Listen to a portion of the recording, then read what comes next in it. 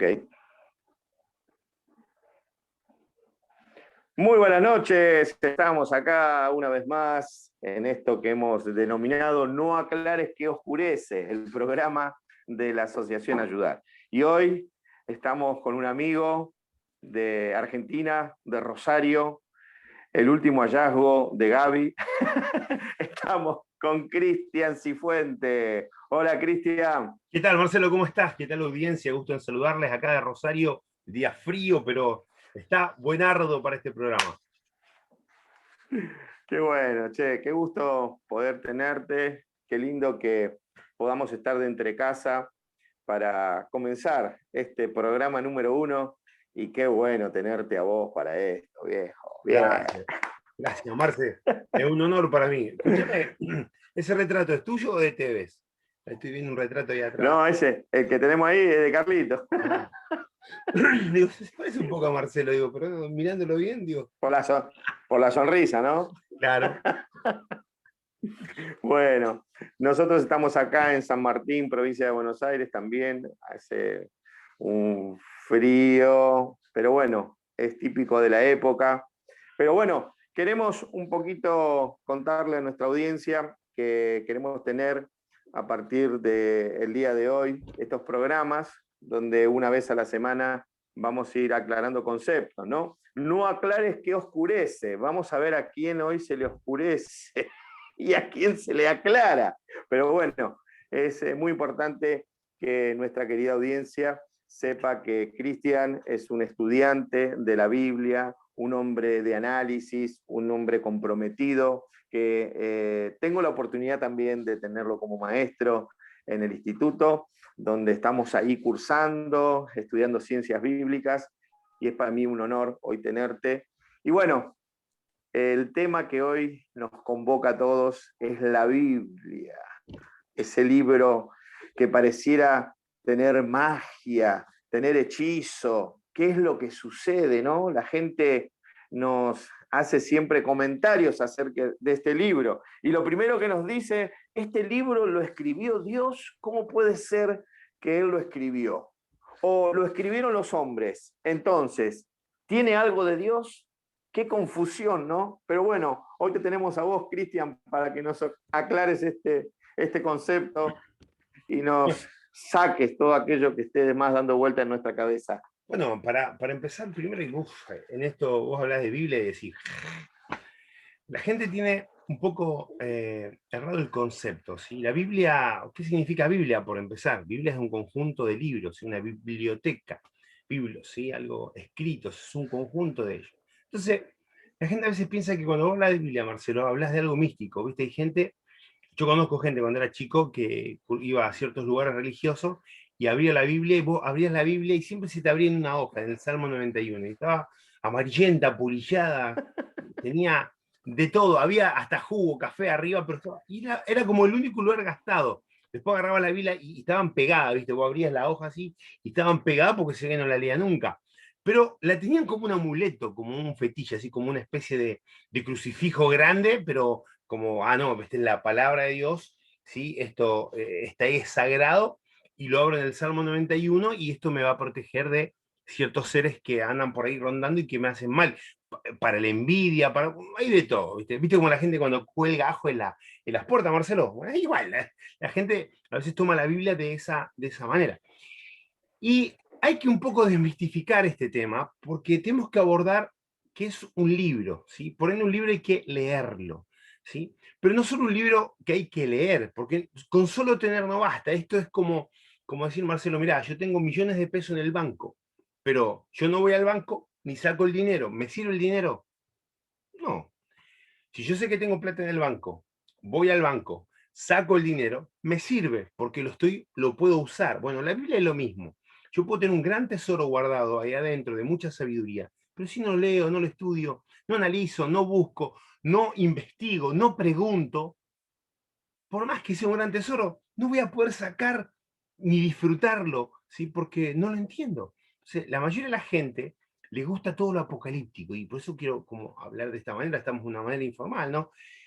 como a la gente le gusta ver, no sé, los monstruos del apocalipsis, las bestias, la marca de las bestias, andan con el tema de la vacuna ahora, que te ponen un chip, ¿qué es un chip? ¿Qué es el código de barra que acá? Y la gente tiene un, como dicen acá en Argentina, un bolonqui en la cabeza que no entiende nada, porque no han tenido la cultura de estudio, ni desde chico no se le ha inculcado qué es realmente la Biblia, Marcelo. Era. Vos tocaste un tema con respecto a la vacuna. Yo escuché que ya está el anticristo en la tierra. Y entonces todo esto que acontece tiene que ver con esto que dice la Biblia, ¿no? En todo este sistema apocalíptico. A ver, le tratan. ¿Qué pasa con esto? Mira, primero hay que entender que el libro más vendido del mundo es la Biblia. No hay otro libro, ni hay otro bestseller. Nadie lo ha superado la capacidad de venta de la Biblia en distintos idiomas. Primero que es el libro más traducido en todos los idiomas que hay.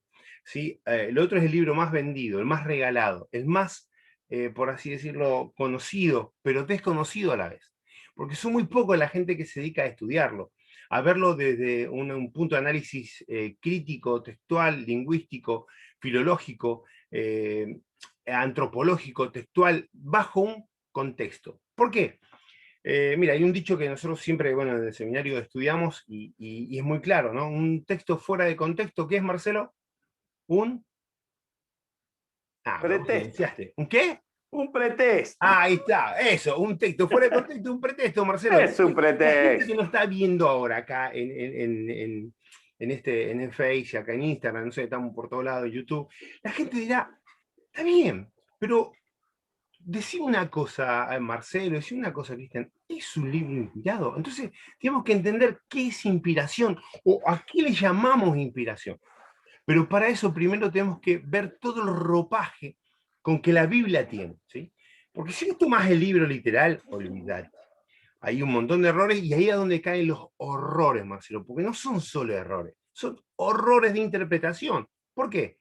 Porque hay lenguaje figurado, ¿sí? Hay uh, alegorías, hay símiles, hay drash, hay cosas escondidas como el sot, ¿sí? Hay mashal, como le llaman en el hebreo, ¿sí? Hay comparaciones. Entonces, la Biblia es escrita por hombres en primer lugar, fueron muchos los autores en distintas épocas, la reconstrucción de ella llevó muchísimo tiempo, hay muchas traducciones no a los idiomas originales, como al inglés, al castellano, al alemán, porque sus idiomas escritos, Marcelo, fueron en hebreo, porciones de arameo y en griego. Son lo que tenemos como evidencias, como papirología, tenemos todo el tema de los manuscritos, los unciales, manuscritos mayúsculos, minúsculos, que eso es un tema un poco más engorroso, pero que hay que entenderlo. Entonces, la Biblia luego de su idioma original fue traducida a otros idiomas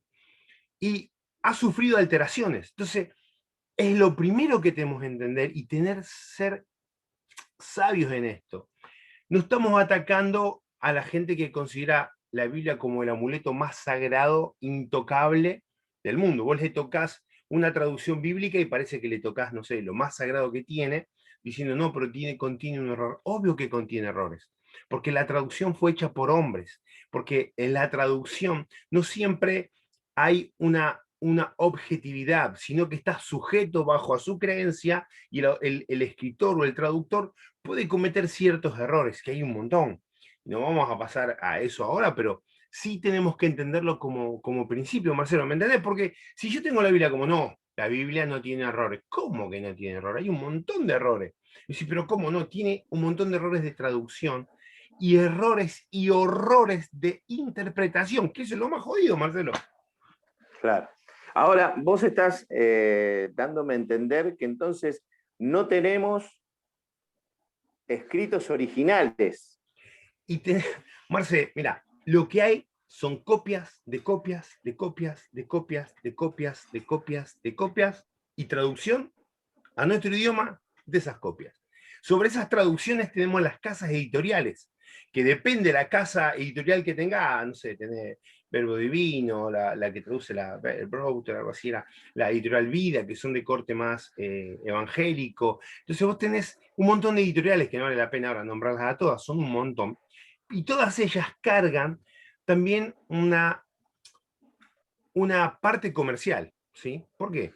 Porque no deja de ser un negocio vender Biblia. Es el libro más vendido. Vos contás que Claro, no todo el mundo, obvio, en el mundo no todo sigue ni el catolicismo, ni el cristianismo, ni el judaísmo, sino que, sin embargo, todos vos hablás y todos conocen la Biblia, alguna tiene una o dos, yo debo tener, no sé, muchas Biblias, muchas traducciones, más allá de escritos en hebreo y en griego, pero es el libro más vendido del mundo. Entonces, a veces las casas editoriales, en ciertas traducciones, tienen su subjetividad porque aplican en la traducción su deseo de la casa editorial, la que pone la plata en los traductores. Esto lo vas a escuchar a muchos que han participado en algunas traducciones bíblicas. Entonces, hay poca gente que es objetiva. De ahí nace las llamadas ciencias bíblicas, que al principio era crítica, alta crítica y baja crítica, hoy en día es crítica textual y se le llama también ciencias bíblicas, que tenemos, son ciencias que nos ayudan a entender el concepto total de la escritura. ¿Por qué? Fue escrito en otro idioma, con otros conceptos, en otra cultura, ahí hubo arqueología, hay mitología en la Biblia también, entonces hay que entender que es un libro donde no tiene la misma luz los primeros que estamos viendo a los últimos que fueron escritos, porque la luz fue progresiva. Marce, fíjate, a ver, para desarrollar el concepto de toda la Biblia, es como que vos te levantás a la mañana, ¿sí? Y estás en una cueva, está oscuro, y justo, no sé, se te hizo mediodía, y vos salís de la cueva al mediodía, te agarra el sol. ¿Qué te pasa? Quedás encandilado. O yo te agarro un foco así, te lo pongo, Marcelo, toma. totalmente. ¿Por qué? Porque no vas a entender nada, que con los ojos cuadrados. Entonces, te das cuenta que lo mismo, la revelación escritural o la aclaración de los conceptos, ¿sí? De la Biblia fue progresivo. Entonces, en ese paulatino momento, la Biblia fue aclarándose cada vez más para la gente que la vivía, que por supuesto, entendamos que es un escrito hebreo, judío 100%, tanto todos los autores fueron judíos, acá no le escribió el Papa I, el Papa II, no le escribió Constantino, no le escribió un emperador, esto lo escribió, ¿sí? Autores judíos de su época, de su tiempo, bajo su cosmovisión y bajo su entendimiento, ¿sí? Entonces, entendamos esto. Debemos comprender el lenguaje simbólico de la Biblia y debemos entender que hay un trasfondo cultural atrás de ella y que al entender esto, por eso hablo de la ciencia bíblica, nos ayuda a la arqueología, la historia, las religiones comparadas, el estudio de los manuscritos, de las traducciones, de lo que quiere decir el texto y el contexto. Entonces, es como yo decía el otro día en una clase. Yo salgo, Marcelo, por ejemplo, y digo, Marce, esta mañana salí a buscar el pan de mi familia. Claro, si vos sos una persona simplista, vas a decir, claro, Cristian fue a comprar al almacén un poco de pan para darle desayuno a la familia. Pero en realidad, lo que yo quise decirte, Marcelo, era, Marcelo, esta mañana salí a buscar el pan para mi familia, quise decir, salí a buscar el alimento, fui a trabajar para traer el sustento, es decir, que el pan ya no se convierte en un elemento de masa y trigo, se convierte en un elemento, ¿sí?, de provisión, o sea, ya cambia. O sea, yo puedo buscar en un diccionario lo que significa pan, pero mi frase que dice voy a traer el pan para mi familia no está significando un pedazo de masa horneada, está significando el alimento, el sustento, todas las necesidades que mi familia necesita para estar bien. Eso es buscar el pan para mi familia, en ese contexto. Ahora, en otro contexto, puedo decir, Marcelo, voy a la esquina, al almacén a buscar el pan para desayunar con mi familia. Ahí te estoy aclarando. Por eso es necesario el estudio de la Biblia. Uno dice, no, pero yo O no... sea que esto pasa en la Biblia. Lo que vos me Claro, estás contando lo pasa en la mismo, Biblia. O exacto. sea, no es tan simplista. No es que leí un texto y ya me quedé con eso. Si me quedo con eso solo, me pierdo el resto. Claro, exacto. Imagínate, agarré el Apocalipsis, la gente agarra el Apocalipsis. Yo me acuerdo cuando a mí me cae, era muy joven, ¿no? Y empiezo a leer la Biblia. ¿Qué piensas lo primero que me leí? Todos caen ahí. El Apocalipsis. ¡Ah! Yo El quedaba así. futuro. ¡Uh! No entendía nada, porque no sabía nada, no tenía ni previo conocimiento de nada. A ver, yo había escuchado algunos relatos bíblicos de, sé yo, el arca de Noé, qué sé yo, Adán y Eva, que decía que una manzana, que en definitiva no es una manzana, era un fruto, que también esto es un constructo teológico que enseña una verdad, pero bueno, y sabía, qué sé yo, es más, todos sabemos, oh, porque nació tal y se celebra la Navidad, y teníamos un concepto muy errado que lo tenemos por el ambientar, de por donde vivimos, donde nos criamos. Pero o sea, cuando empezás a leer la Biblia, te das cuenta que hay un montón de cosas que no cuadran con lo que te habían dicho. Y cuando empiezas a leerla realmente bien, te das cuenta que hay otras cosas que son profundas, son buenas, y se te aclara el panorama. Como dice una canción por ahí bien espiritual, vamos aclarando el panorama. Entonces, hay una cosa importante. Hay pingüinos en la cama, hoy la cantábamos. Lo conocía el hermano Arjona usted. Escuchá, Marce, pero vos sabés que en este caso la gente le gusta todo eso, ¿viste? Le gusta la mística, le gusta hablar de cosas que no entiende. Y es como que vos hablas un lenguaje un poquito complicado y le hablas de estas cosas y la gente queda como, ¡oh! Entonces vienen un par de medios centroamericanos, siempre sin ofender a nadie, ¿no? Pero, papi, ¿por qué ahora viene la vacuna? Mijo, porque usted viene porque el anticristo está a la puerta, porque el Cristo ya viene, porque este mundo se termina, ahí que vende tus bienes, dame la ofrenda, dame la plata, que yo la tengo, porque este mundo no da más. Hay mucha gente que usa la Biblia para su beneficio. Mucha gente que usa la Biblia para sacar dinero a la gente necesitada.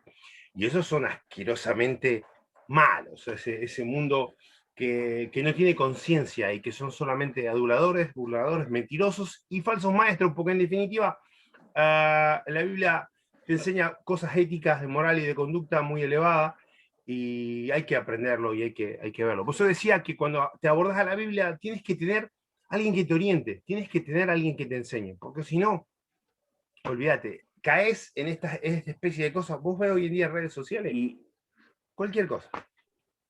sí, y aparte, mirá, me trajiste a memoria algo muy importante. La gente no estudia la Biblia. Yo estoy seguro que si el amigo que nos está escuchando asiste a una determinada iglesia, y nosotros no tenemos nada contra las iglesias, aclaramos, ni contra las religiones, no es el tema que nos convoca cada semana. Simplemente reconocer de que vamos y escuchamos una prédica, un sermón, una misa, y sinceramente nos vamos con la enseñanza de ese hombre que a lo mejor leyó un pasaje, un texto, y en realidad no sabemos si es real, si será así, si no será, y nos perdemos a lo mejor todo ese contenido hermoso que tiene la palabra, del cual vos estás desarrollando de una manera fabulosa hoy. Pero bueno, ¿cómo tenemos que hacer entonces para poder tomar todo eso que tenemos en ese libro? Porque en realidad es tan importante, pero a veces no sabemos cómo usarlo, cómo aprovecharlo. Nos perdemos un montón de cosas, porque al fin y al cabo lo llevamos el día que vamos a la reunión o al culto o a la misa, leemos ese pasaje y después lo tenemos guardado y nos perdemos todo ese contenido. ¿Cómo hacemos, Cristian? Claro, lo primero es estudiar. O sea, estudiar, tener un buen maestro, buenos maestros que nos puedan enseñar, y sobre todas las cosas, indagar. Hay un texto en la misma Biblia, aparece, sí, en lo que le llama Nuevo Testamento, los escritos de los primeros discípulos del rabino del primer siglo, Jesús, Yeshua, o como le quieras llamar. Entonces, Jesús era un rabino. exacto, era un rabino. Jesús Un no era maestro. cristiano, no era cristiano. Entendamos esto, el cristianismo nace, vean historia, no escuche lo que yo digo, usted vaya e investigue. El cristianismo nace en el año 300, en el siglo IV, y ya se establece en el 325 y luego en el 380 y algo. Aclarar que si nace en el siglo 3 o 4, habían pasado 300 años de que Claro. Jesús ya no estaba. Claro, él no vino a establecer el cristianismo, porque ahí es donde está el problema. Si el cristianismo nace mucho después, leen historia y se van a dar cuenta. Algunos dicen, no, pero que fíjate que a Pablo de Bernabé, sí, a Shaul y Barnabá, le dicen que fueron llamados cristianos, pero ahí está mal traducida la palabra, ¿sí? Porque es una palabra compuesta y en realidad significa cristianos y significa virtuosos, aquellos que tenían virtudes, aquellos que eran distintos, había cualidades en Bernabé y Pablo que distinguían a la demás gente de la comunidad, ¿sí? Y que los hacía virtuosos. Y la gente se dio cuenta, esos eran los cristianos, los virtuosos, que tenían un talento distinto, se diferenciaban por su vida, su conducta y su forma de ser, ¿sí? Entonces, a veces uno agarra y se pone acá y dice, yo soy cristiano. Pero, a ver, entendamos, el cristianismo, leamos la historia de dónde nace. Con esto, no quiero atacar al cristianismo, ni quiero, no, para nada. Queremos entender esto. Jesús, Yeshua, no era cristiano, porque él nace, ¿sí? Siendo un judío, estudió como judío, vivió como judío y enseñó la verdadera interpretación de la instrucción judía o de la Torá, mal llamada ley a veces, ¿sí? Porque en realidad la traducción es instrucción. Entonces, esta instrucción, como yo creo por mi parte, que esto es subjetivo, que es el Mesías de Israel, ¿sí? Él era el principal de Israel, el hombre elegido por el Eterno, quien elevaba, ¿sí?, el nivel de conciencia y podía enseñar e interpretar de una manera correcta la instrucción.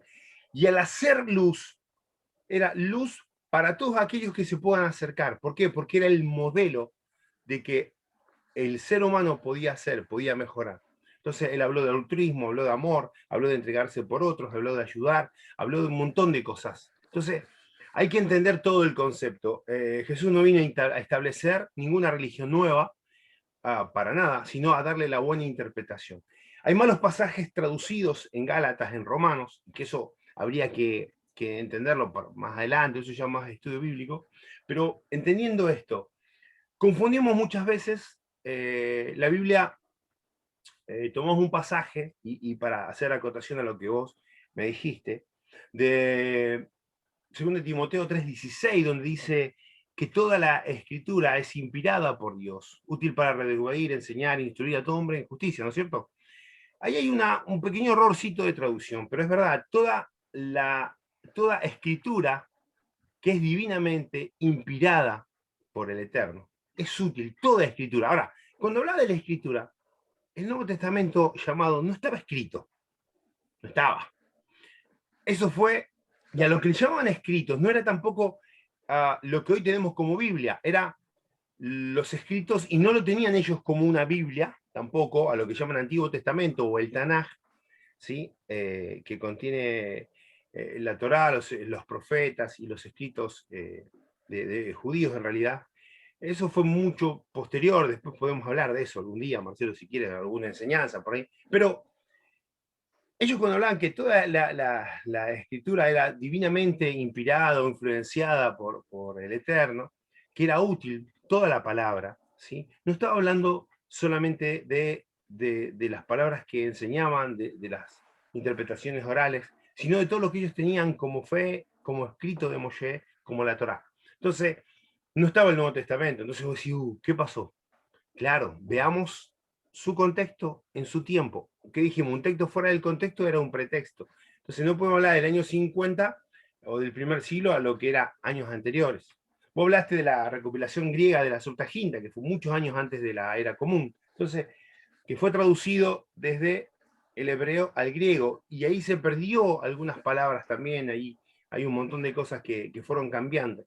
Si bien se usó muchísimo en el mundo helénico, que estaba influenciado, por supuesto, totalmente la cultura romana, todo influenciado, y esos escritos a veces fueron mal traducidos en ciertas palabras, que calculo que en algún momento tendremos oportunidad para hablarlo. Pero como en esta charla que estamos hablando, a la gente que esté escuchando ahí, que nos pueda hacer preguntas para el próximo programa, deje la pregunta que quiera. Acá no hay tapujo, no hay problema de religión, no hay problema de ciencia, no hay problema de ver absolutamente nada. Acá estamos para aclarar los conceptos, para que usted pueda entender un poco, ¿no? Tal cual. Bueno, me diste como 2 o 3 respuestas de preguntas que no te hice, pero son las preguntas de la gente. Claro, hoy, imagínate que esta semana preparábamos el programa con tantas ganas y hablábamos con la gente y bueno, obviamente que la gran pregunta era la que ya nos contestaste con respecto a quién escribió la Biblia, cómo pudo ser así. Pero después nos encontramos también, ya que vos lo tocaste, con un antes y un después. ¿sí? Y a veces no se interpreta, y ahora vos nos estás dando luz, nos estás dando conocimiento de que ese Nuevo Testamento, mal llamado Nuevo Testamento, se escribió muchísimos años después que estuvo Jesús. Entonces, ahora esto está tomando un sentido, ¿no? Y la pregunta cabe, ¿no? En este momento, ¿por qué hubo un Antiguo Testamento y un Nuevo Testamento? ¿A qué se refiere eso? Claro, ahí, como testamento viene la palabra pacto, ¿sí? La palabra pacto es como un anillo, un círculo, ¿sí? Que no tiene fin, ¿sí? Ahora, entendamos esto, para ya aclarar algunas otras cosas, ¿sí? Ah, los hombres no pactan con Dios, sino que Dios pactó con su pueblo, ¿sí? Y no es que Él hizo algo nuevo y desechó por antiguo, sino Él renovó el pacto, la rueda dentro de la rueda, Él renovó el pacto que había hecho para su pueblo de Israel, ¿sí? ¿A quién vino Jesús primero? ¿A quién vino Yeshua? ¿A quién vino a hablarle? A las ovejas perdidas de Israel, primeramente. Es así. Entonces, entendamos ese contexto, ¿sí? Ahora, cuando pasan los años y cuando deciden armar el canon, ¿sí? Que los eligieron, a todo esto está la mano ahí católica encima siempre, y dijeron, bueno, estos libros van a estar en esto, que incluso hay algunos libros que no están en las Biblias cristianas. Vos buscás una Biblia católica, por ejemplo, y vas a ver una Biblia evangélica, y vas a ver que hay un montón de libros que no están, no están dentro de, ¿sí? Como sabiduría, bueno, hay un montón de Eclesiastes, Macabeos. Macabeo, primero y segundo de Macabeo, y que son historia, y que son libros judíos que son importantes también. Contienen muchas cosas buenas. Ahora, decidieron no tenerlos, ¿no? Entonces establecieron que eso, de ahí para allá, antes de Jesús, era el Antiguo Testamento, por así decirlo, que ya ellos tenían como el Tanaj. Y luego estos libros entran, 27, y estos son el Nuevo Testamento. Entonces decidieron, entonces eso, unión de esos libros, hicieron la Biblia. Ahora, la decisión fue un poco arbitraria, pero contienen cosas espectaculares, por supuesto que sí. Encontrás mucha sabiduría, muchísimo. Mira, esta mañana yo estuve hablando con un amigo que me invitó a hablar, de hecho mañana me invitó porque hay un pastor que quiere hablar conmigo a las 7 de la mañana, linda hora para hablar. Para hablar no se le ocurrió, no pudo ser un poquito más tarde, yo ahora estoy levantado, pero bueno, que esté ahí, imagínate con los ojos pegados hablando, porque quiero hablar de la segunda venida. Me escuchó mandarle un audio a este muchacho, este se lo dijo, mira lo que dijo esto, me abrió la luz, dice, no, quiero que me explique. Entonces mañana me pidió, hace un ratito, me llegó un mensaje que el pastor quiere hablar conmigo, porque quiere que le aclare estos temas, porque quedó como picando, ¿viste? Así como. Entonces, estamos para servir, yo igual, a mí me encanta, no es que no me guste, y lo hago con agrado. Entonces, al dividir esto, Marcelo, decidieron que era antiguo y nuevo. Ahora, en realidad, el Nuevo Testamento llamado son los escritos de los discípulos, ¿sí? Del maestro, del rabino del primer siglo llamado Jesús, de Nazaret o de Nazaret, ¿sí? Y las enseñanzas de él, sus discípulos las transmitieron. Y sus discípulos escribieron, y hubo comunidades que escribieron también ciertas cosas de los discípulos. Ahí hay un tema ya más largo, vamos a ver los evangelios llamados sinópticos, que es Mateo, Marcos y Lucas, y el evangelio de Juan, también, que diferencia mucho del sinóptico por otras perspectivas, y ahí estaríamos un poco entrando a estudiar este tema. Y después, bueno, las cartas, las epístolas y las cartas personales también que hay, muchas son de Pablo y otras no, de otros discípulos también, y alguno otro que fue discípulo de un discípulo también, el Apocalipsis mismo, ¿sí? Entonces, hay un conjunto, un montón de cosas que necesitamos, ¿sí? Tenerlas claras para poder abordar el texto bíblico, Marcelo. No podemos abordarlo por abordar, no podemos Claro. tratar e interpretar. Ahora, el Nuevo Testamento, entonces, a ver, Mateo, ¿lo escribió Mateo? Y ahí está el tema, Marcos, ¿lo Marcelo. escribió Marcos? Claro. Lucas, ¿lo escribió Lucas? Y yo creo que Lucas lo escribió Sila. Entonces vos decís, sí, hay un estudio sobre eso muy fuerte. Pero bueno, no, porque a veces nosotros pensamos que, por ejemplo, Filemón, lo escribió Filemón, no.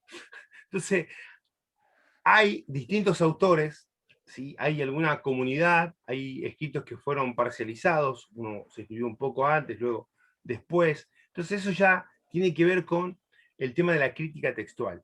Hay que ver, porque la gente piensa que Mateo escribió Mateo, como decir, que Juan, mira, en ninguna parte del Evangelio de Juan habla que lo escribió Juan. No está, no está, no sale. ¿Viste viste la hora del hielo? Vos que sos pecador, ves siempre ¿viste? Y ahora que te la nieta, está viendo todos los dibujitos, Disney Channel está pegado ahí. ¿Viste que había un león que decía, ¿está? No está. Bueno, ¿Dónde está? igual. Pues sí, ¿quién fue el autor de Juan? ¿Está? No está, porque no está. ¿Y quién lo escribió? ¿Quién lo escribió? Y bueno, ahí es el discípulo a quien el maestro amaba. Y ahora, en el mismo libro te muestra quién es el discípulo a quien el Señor amaba. Pero eso lo podemos dejar para invitar a un estudio, Marcelo, eso lleva mucho más tiempo para desarrollarlo, pero está bueno que la gente pregunte, que haga preguntas. Recuerden, no hay preguntas tontas, ¿sí? Hay gente que no pregunta nada más. ¿Alguna otra pregunta, Marcelo? Exactamente.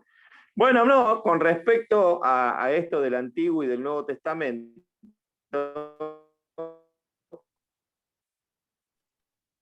Se te cortó. el Nuevo Testamento se puso más bueno que en el Antiguo Testamento, ¿no? Parece que el Dios del Nuevo Testamento es más bueno que el otro Dios. Claro. Como en uno tenían que cumplir la ley y la ley era imposible de cumplir, entonces acá parece como que Dios entendió que el hombre es muy cabeza dura y se la hizo un poquito más fácil. En realidad no, porque la conducta ética y moral está siempre, el asesinato está prohibido. No así el juicio a aquellos que hacen, y esto es importante luego después para una charla, algún debate, está prohibido el asesinato, sí, pero la justicia por aquel que hace o mata a alguna gente nunca fue abolido. O sea que la pena de muerte de la Biblia no está sacada para nada, eso es un tema a tratar, ¿sí? Es un tema a tratar.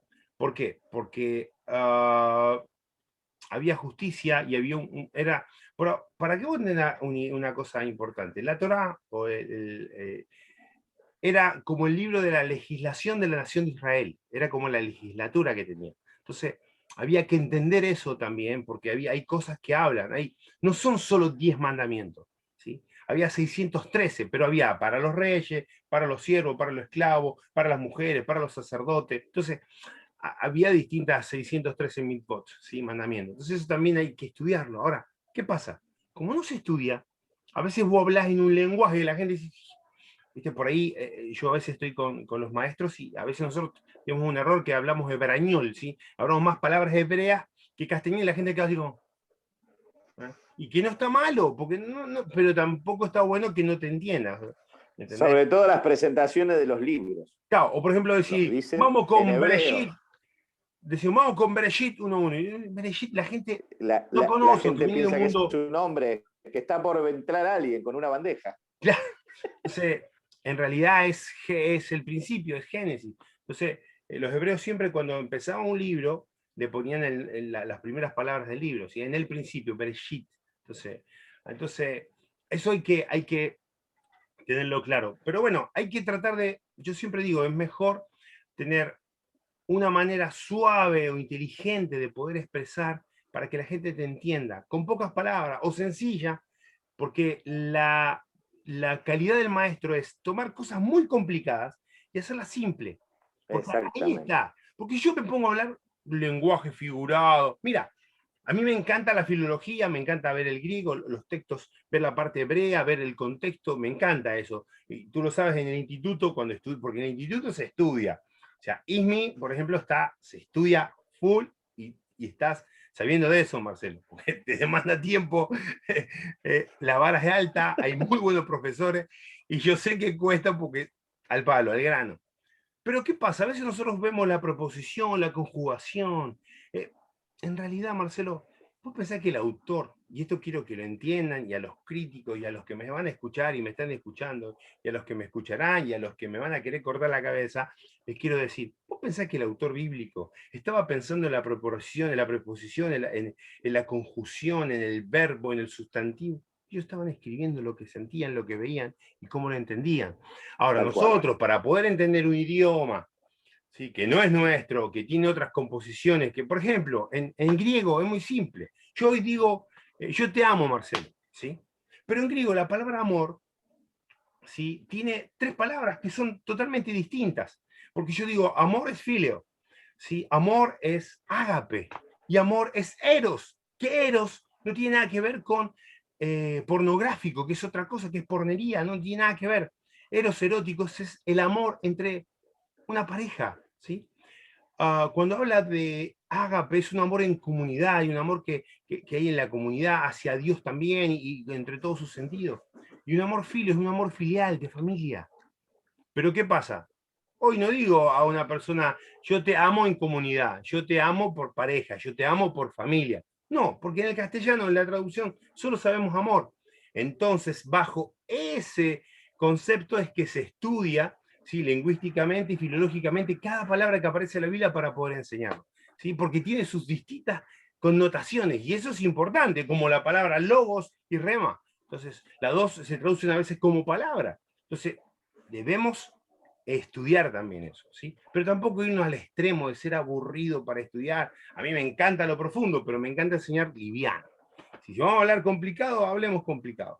¿Pero para qué? ¿Viste los políticos? No sé si, yo no sé si se me enoja Lustó, pero se pone a hablar y te la complica el chabón, te la tira difícil, Claro, porque, y la hay un gente, ¿no? léxico que es complicado y la gente común no lo entiende. Esa es la Claro, realidad. que ahí está el tema. Entonces, vos tenés que adaptarte a cada audiencia.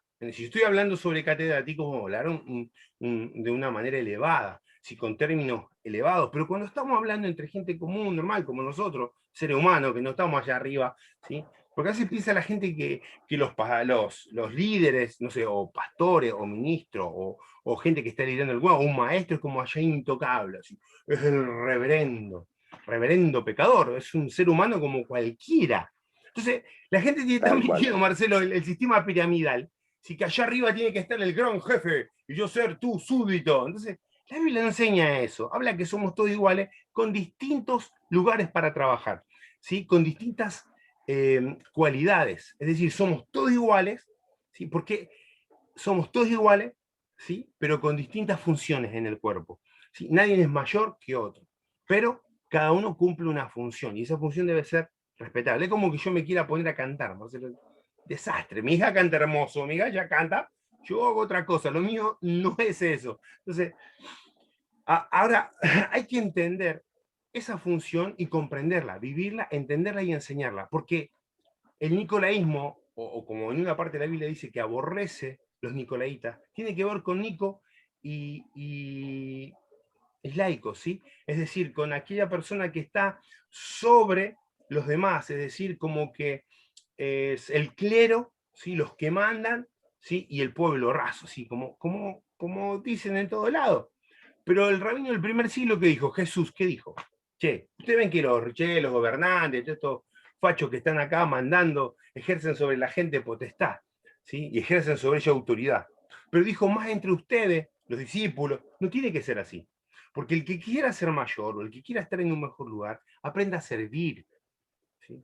Porque si no, no es digno de la comunidad. Entonces, cuando vos veas a una persona que se cree el intocable, que ya no puede, tiene que tener cita con 10 secretarias para poder hablar con él, por un poco, viejo.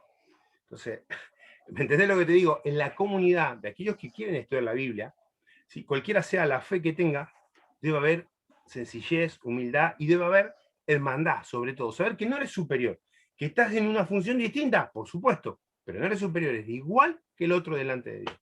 Eso es importante Y también. ese es el mensaje que dejó Jesús, Claro. porque nosotros lo vemos a Jesús permanentemente en esa actividad. A mí me sorprende a veces cuando leo y veo que Jesús despedía a las multitudes. Había estado todo el día charlando con ellos y después se despedía. Y menos mal que en aquella época no teníamos celular, no para la selfie, porque no sería una selfie con cada familia y sería tremendo eso. Pero vemos ese servicio, ¿no? No esa arrogancia de que no te puedo atender, tengo turno para vos. Vemos que siempre se mostró servicial.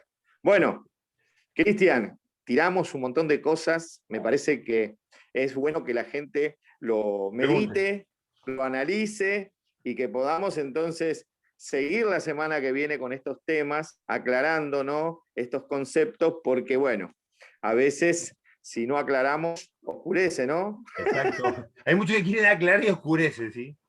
Bueno, pero bueno, gracias Marcelo por invitarme. La verdad, yo re contento de los programas, a mí me encanta esto. No me gusta tanto la formalidad, así, me gusta, sí, como estábamos entre casa, en confianza, que la gente está ahí, ¿sí? Somos dos seres humanos de carne y hueso, nada más, tratando de aportar un Sí, poco de la pequeña luz sí. que podamos tener. Así que, Y buenardo. yo te agradezco mucho porque en realidad la gente necesita que se le explique.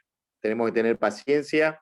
Estamos pasando por una época difícil, bastante dura para los argentinos. Creo que todo el mundo está pasando por una situación difícil y qué bueno es que en medio de toda crisis podamos tener un poco de luz y podamos también empezar a descubrir que acá hay palabra muy interesante para que nosotros podamos empezar a vivir de otra manera. Y yo creo que justamente desde que estudio la Biblia encontré que ella tiene una información que mejora la calidad de vida del ser humano. Entonces, qué bueno poder aplicarla en nuestra vida.